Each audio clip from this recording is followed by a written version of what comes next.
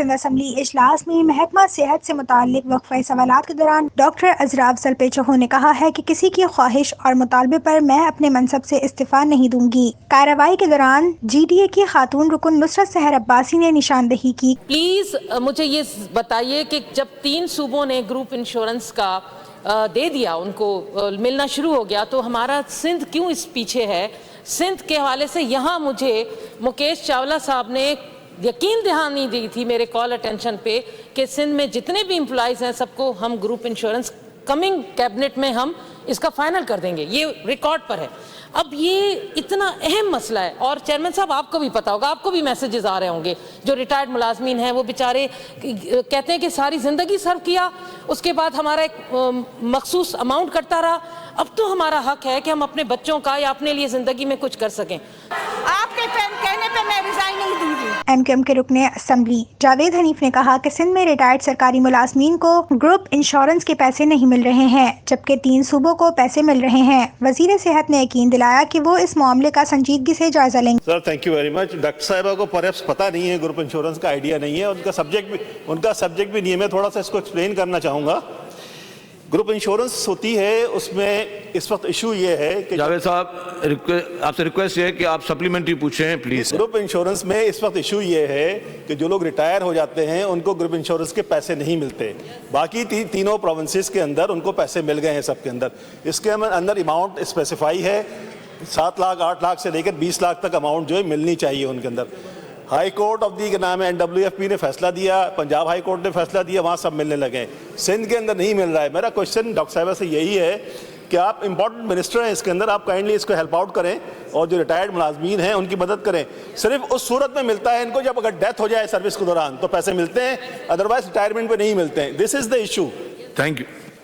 I'll look into this matter. वैसे my information is that they get the life insurance, पर देख लीजिए। MQM के रुकने असम्बली मोहम्मद हुसैन के सवाल के जवाब में डॉक्टर अजरा पेचोहो ने कहा कि कोरोना की वजह से मिट्टी में ICU नहीं है।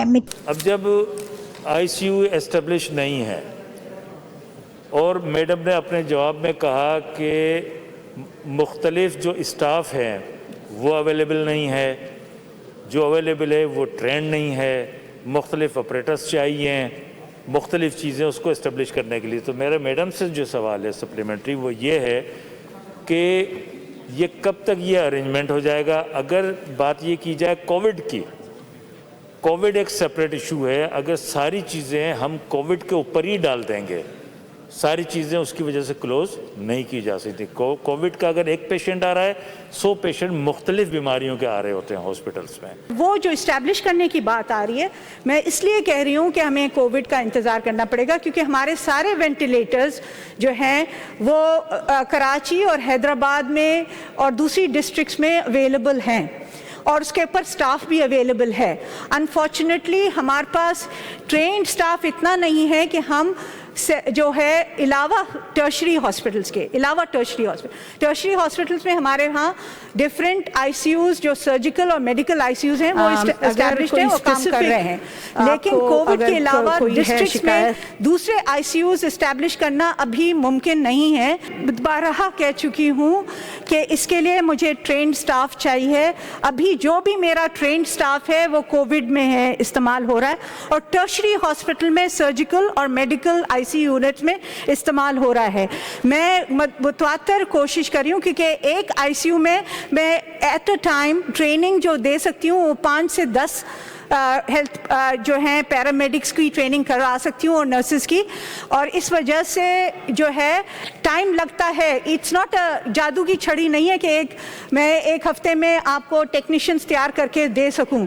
सिंध के वजीर तवानाई इम्तियाज शेख ने ऐवान में सिंध में जारी कुदरती गैस के बहरान पर पॉलिसी बयान देते हुए कहा कि 2500 से 2600 MMCFD गैस सिस्टम में जाती है, लेकिन इसके बावजूद सिंध को इसका जायज़ हक नहीं दिया जाता है। ये सिंध के लोगों के साथ नाइंसाफ़ी है। पहला हक उस सूबे को है जहाँ से ये गैस निकलती है, जो कि सर सूबा सिंध है। लेकिन सर बड़े अफसोस की बात है कि एक तो सिंध को उसका अपना जायज़ हक नहीं दिया जाता, और सर हमें तकरीबन 950 से 1000 MMCFD गैस दी जाती है। जबकि हमारी रिक्वायरमेंट्स है तकरीबन 1500 से 1600 1700 तक मैक्सिमम पीक टाइम में जाती है। 158 आर्टिकल आइन में मौजूद होते हुए हमें सर गैस की जो ज़रूरत है उससे बहुत कम गैस दी जा रही है। और लेकिन सर अभी एक और चीज़ जो कि हमने पकड़ी और जो ऐलान हो गया इनसे अभी निकल गई कि तकरीबन कोई 500 के करीब MMCFD गैस वो बग़ैर किसी इतला दिए, बग़ैर किसी परमिशन के, बग़ैर किसी मशावरत के वो दूसरी जगहों पे उन्होंने मुंतकिल की है और जो कि सिंध सुई नॉर्दर्न गैस पाइपलाइंस के ज़रिए बाकी सूबों को दी गई। सर हम कहते हैं कि हम लोगों की ज़रूरत है पूरी करें, फिर जब आपको गैस मिलती है तो बचती है तो आप दे दें। और मैं तो सर ख़ास तौर पे लीडर ऑफ अपोजिशन को मतलब मैं सराहूँगा, अप्रिशिएट करूँगा कि उन्होंने सच बात भी कह दी थी सर, अपने लीडर के ख़िलाफ़ भी सच बात कह दी थी। तो सर ये मतलब बड़ी हिम्मत की बात है, लेकिन उन्होंने कह दिया था, हक की बात उनके मुंह से निकल ही गई। तो सर स्टेटमेंट सुनने की ताब रखें सर।